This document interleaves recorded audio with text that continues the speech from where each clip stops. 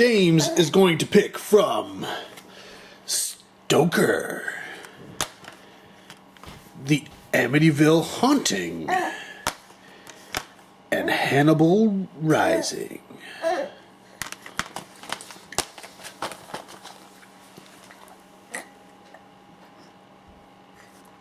You can't pick all of them. You gotta pick one. Oh, he's got one. We got one. Which one is it, James? Turn it around. Don't eat it. Turn it around. Show it to the camera. Stoker! Don't eat it. If we can get it off him before he eats it. Yucky. Yuck. Welcome to another 31 Days of Horror 2019 video. James has picked Stoker. Leslie, what do you think? She's right next to me. She's with James. I think it's going to be okay, but boring. Okay, but boring. She does not like vampires, and she thinks this is about vampires. I think it's about vampires too. I don't know. It's like Nicole Kidman and Mia Wasikowska, Matthew Good. It's directed by Park Chan-wook. Okay, this is gonna be awesome. This is gonna be awesome. I predict awesome. But yeah. Watch it, and then we'll let you know what we really think. And then we'll blame James if it's not good. And we're back with the Amityville Curse, or Haunting. Amityville, I don't know, it's an Amityville movie. What do you want? The Amityville Haunting. Oh, you thought we were going to watch Stoker? Well, so did we. And then we started watching Stoker, and I started going, why does all this look so familiar? Why do I recognize what's going on right now? I don't remember the movie, but for some reason I do remember this movie. So I looked it up, and apparently I had watched it in 2015 on Netflix, which meant that I watched it with Leslie. And to which she was like, I thought it seemed familiar. So, yeah. As you know, the 31 Days of Horror are supposed to be movies I haven't seen, so we quickly turned that off, and James picked, he started to eat the Amityville Haunting, so that's where we went. This is from the Asylum. Yeah, I know, groan all you want. Leslie's probably groaning too. Yeah, 2011, from the Asylum. Seems to be a theme here, roughly an hour and a half long. And the story here is a family by the name of Benson moves into the infamous house where the DeFeo family was murdered in the 1970s, and, you know, subsequent books and movies, etc., etc., etc.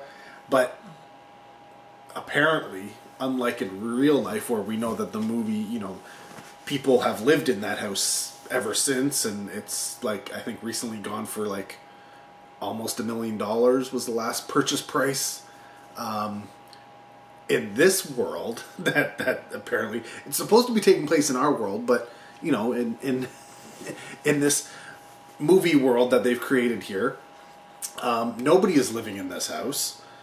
And so it's going real cheap, and for some reason this family can't afford much, so they have a relatively large family, so this house meets all of their needs and their budget. So they move in, and it came with furniture and everything. Steel. But as we all know, if you move into the Amityville house, people's gonna die. Yeah. The film is written and directed by Jeff Mead. This is the first and only directing credit to his name, but he's more known as a writer. In fact, he's known as a writer on many film from the Asylum, including Universal Soldiers, I Am Omega, Six Guns, Hold Your Breath, Foreclosed, Bermuda Tentacles, Independence Day, Operation Dunkirk, Atlantic Rim Resurrection, San Andreas Megaquake. Yeah, whatever. You know how it works with the Asylum. So, yeah. This was the Asylum giving him his chance at directing a movie. I guess they didn't like it because he didn't direct again. In the movie, we've got Jason Williams playing the Father Benson. I looked him up. I thought he would have been in like other movies, but no, not really. He's had some bit parts here and there, a lot of background parts, probably said a sentence or two in a movie or television show. And so he has quite a few credits, but nothing worth them, nothing noteworthy. This wasn't either. Neither was this, no. Amy Van Horn plays Virginia Benson. Again, nothing going on. Is that the wife? Who is that? Yeah, I believe that's the wife. Devin Clark plays Tyler Benson, the son who, well, he's probably the main character of the film, essentially. Gracie Largent plays Melanie Benson, the youngest daughter. And Nadine Crocker plays Lori Benson. Now, oddly enough, she's the only one who seems to have been able to make any type of career for herself with notable entries. Before this, she was in Dead Girl as a student, whatever. Start small, move your way up, end up in an Asylum movie, and then after this you go into independent films like Some Guy Who Kills People, and then move your way into Rodeo and Juliet. Okay, that may not have been a step up. I don't know. I haven't seen it. But she then ends up playing the character of Marcy in the Cabin Fever remake. So, who knows where she will end up after this, but at least, unlike everybody else in this film, she's doing something still. Essentially, this film, obviously Amityville, takes Amityville, and then goes over here and goes, hello, Paranormal Activity movies, and why don't you make a baby? Except the baby was malformed, and it was like, I don't know.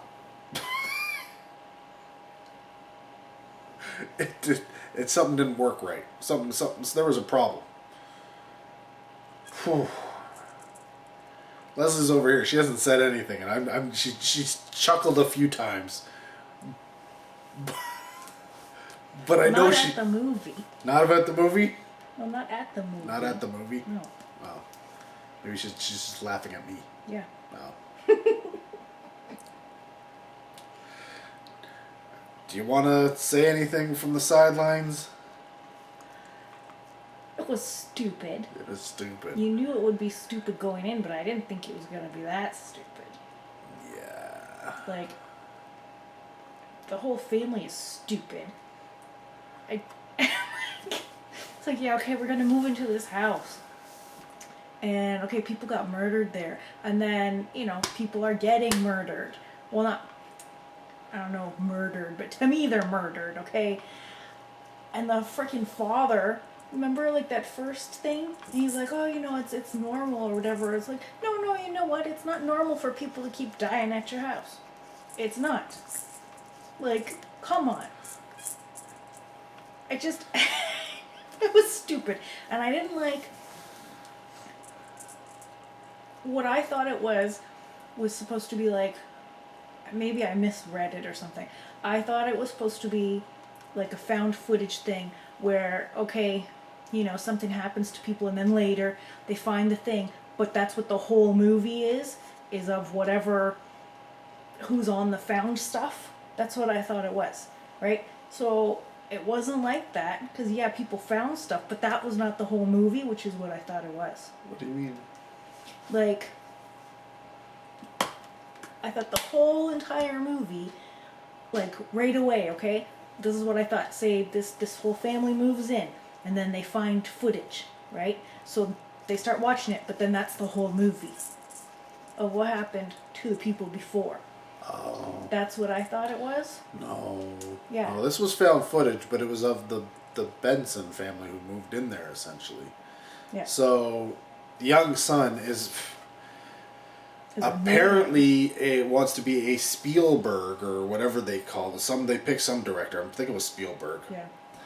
Meanwhile, I don't know who's taught him how to shoot, but he's just shooting everything. Half of the movie is him shooting a wall, or a grate, or the floor, or hiding behind something. And I get it. He's trying to make a documentary about them moving into the Amityville house. But he doesn't quite get... A, I don't know if he's ever seen a documentary.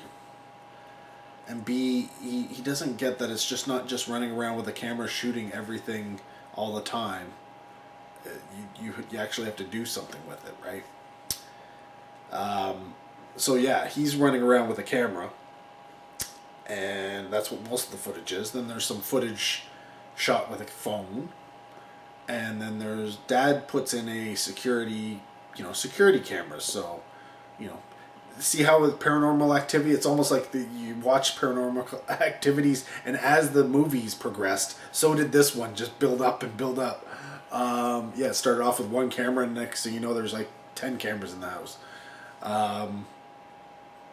And yeah, so that's what it's all found footage, essentially. Yeah. What did you say at one point? Did they even have a script? Is that what you said? Yes, because the way that they were acting, it seemed like, okay, say the mom, right? Like, it seemed like she's supposed to be saying something, and then something else comes out of her mouth because she couldn't remember her line. And I think like the son sounded the same way at one point. I'm just like, that's what it seems like. So could you not like cut and shoot it again, or what? Because that bothered me. It was. I got. They're not good actors. None of them are. But yeah, I did get the sense. It's almost like they knew what they were supposed to be saying exactly, but then instead of saying their lines exactly, they kind of said something that was similar to it because they couldn't quite remember it exactly. And because of that, they kind of... Sometimes they'll flub their lines, especially the boy. It's one of those things, like he talks to the camera, right? Like he's like almost like vlogging in a way. Yeah. And he doesn't come... You know how I'm talking and I'm just here? He would come across as he's trying to remember what he's supposed to say. And he doesn't know if he's using the right word or not. Type thing. I found that annoying because in a proper movie, like you maybe see that in the extras or something, right? But you shouldn't see that kind of stuff going on in the main movie. No, and yeah, there are many things where I think the lines were almost ad-lib, like they were given. The director said, like, I want you to be acting like this towards this, and just go with it. 'Cause yeah, there were some bad moments, really bad moments. And just like in the Amityville things, what? Spoiler here. Dad goes a little bonkers.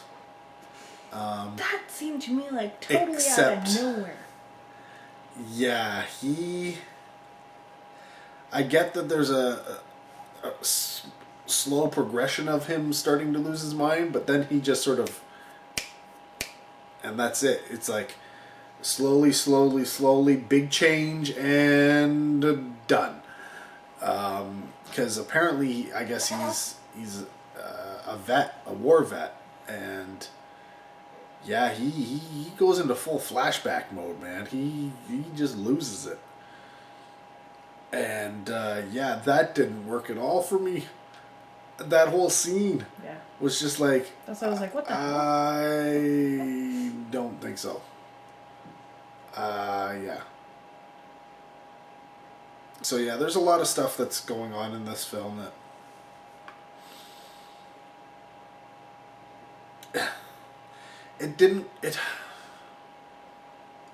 I get why they did what they did in terms of the way the story was going and how they were acting, but at the same time, I think some of it was contradictory. I think some of the stuff just didn't make sense why they would, I guess why they would do it. I understand why they would do it, but because of how they've introduced either characters or previous things in the story, it's just like, but then like, that shouldn't happen anymore. You know, like the dad seems to be pretty strict. You know, well, military background, I get it. You know, like, and when he finds out the youngest daughter is talking with essentially a ghost or an imaginary friend who has the name of one of the previous, you know, tenants, he tells her to stop, but she continues doing it the entire film, mm-hmm. And yet at no point does he lose his, like, he would lose it. Like, this character would lose it on her if she was kept, you know, doing something he had already told her not to do. It's already been established in this film that's the kind of person he is. And yet, no, he mentions it once, and that's essentially it. I just didn't even like the whole thing. And it's like, what? Yeah, no, the family... I found them all annoying. They had, like, no respect for anything. And that kid with the frickin' camera, I would have taken that thing away from him. Well, this is it, right? Like, how many times do the parents tell him to stop doing what he's doing and he doesn't, and then, you know, he essentially ends up trying to peep on his older sister while she comes out of the shower, and they don't take the camera away? No, we'll talk to him. We'll talk to him. They don't take the camera away. Hello? And you wonder why she's upset with you. Like, you don't believe anything she says, and whenever anything's done to her, you take the other person's side. It's like, well, yeah, I can get why she'd be a little bit upset with the parental units. Admittedly, she's obviously had a troubled background, so she's been acting up, and apparently to the point where they've needed to move so many times. I don't get what she's been doing, because, yeah, whatever. This must be something, you know, with the father and being super strict, and he's just like, whatever my solution is, we'll move you away from the problem. Whatever. Anyways, that's beside the point. Yeah, I'm kind of going off on tangents here. As for the paranormal activity aspects, the ghosts, the found footage aspects, if you want to watch glitchy camera, which is the mainstay of this film, everywhere you go, kid will be like, la la la, psh, psh, psh, psh, psh, psh. I'm like, what kind of cameras is it? He's using a regular camera, man. It's a digital camera. I don't know what the hell's going on here, but he's looking at it, he's looking through it, and at no point, like, I would seriously think that if I'm a kid who's wanting to make movies and every time I'm shooting video it's messing up, I'd be pissed. And I would hear, not again. Oh, why can't, you know, and I would ask my parents, can we get my camera fixed? Oh, can we get a new camera? Something along these lines. But no, the kid just thinks it's normal. Okay, sure. I don't know about you, but my camera here has never acted up or anything like that. And if it has, it wasn't like that.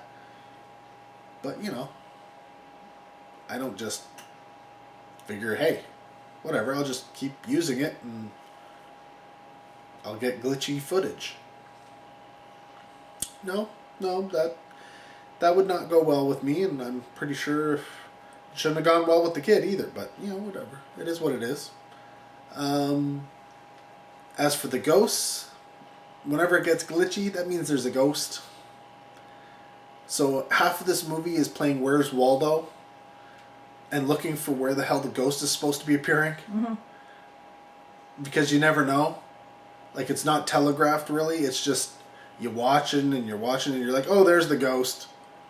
And it could take different forms too, right? Like, sometimes it's just a shadow figure, sometimes it's an actual person, sometimes it's a translucent type figure, you know, shape or figure. Yeah. Kind of random. Could be, I don't even know. Could be different ghosts, from what I could tell. But yeah, it's the Asylum, all right. It's about what I expected.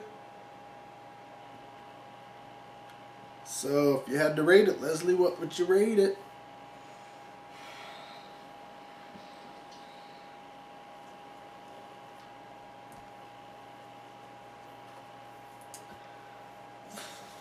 She's really thinking about this one.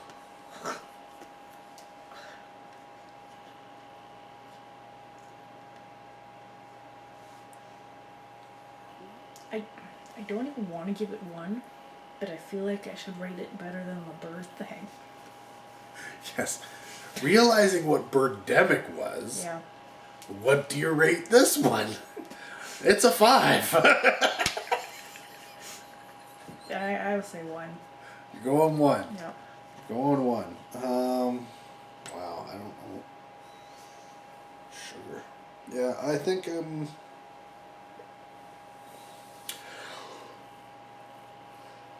I think I'm gonna go 1.5.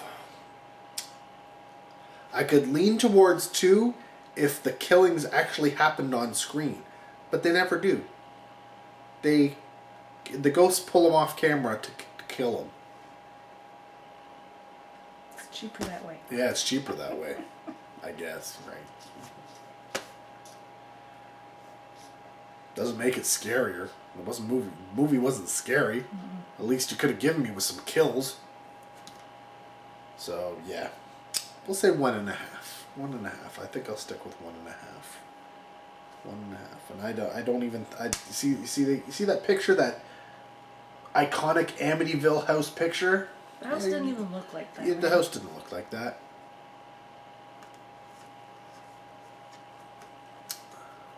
I'm not sure that the actual real house does it look like that. I don't know. Does it? Yeah.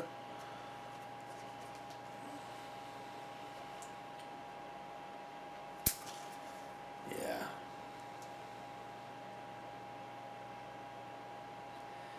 It's the Asylum, man. You didn't say if you would recommend it. No, there's no